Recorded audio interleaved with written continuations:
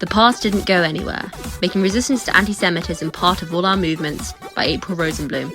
Two Jews, a crumbling empire and a struggling resistance movement walk into a bar. For people who have committed themselves to fundamental social change, the situation we're stuck with anti-Semitism is like a bad joke. From one side, progressive and radical activists and scholars are being attacked by organised campaigns to brand us anti-Semite. In particular, it's virtually impossible to speak out critically against Israel without being charged with anti-Semitism. At the same time, we face real currents of unchallenged anti-Semitism in our movement and in the world.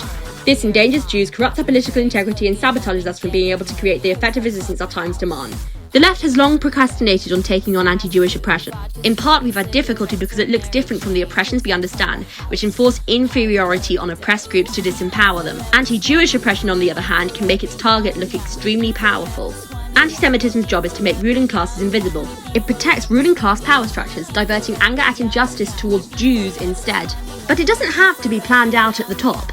It serves the same ends, whether enshrined in law or institutionalized only in our minds, whether it's state policy, popular common sense, or acts of grassroots movements like our own. It's always a real struggle for the left to tackle oppression within its own ranks, but when we do it, our movements gain every time from the deeper understandings that emerge. To start the process this time, we need some basic information about what anti-Jewish oppression is and how to counter it. But it has to come from a perspective of justice for all people, not from opportunistic attempts to slander or censor social justice efforts that are gaining strength. In writing this, I do not want activists to put aside the vital issues we already work on to switch to this one. No battle today for people's basic human rights can afford to lose our energy and commitment. What's called for is for us to integrate radical analysis of anti-Jewish oppression into the work we already do. May the ideas here strengthen us for all the tasks ahead.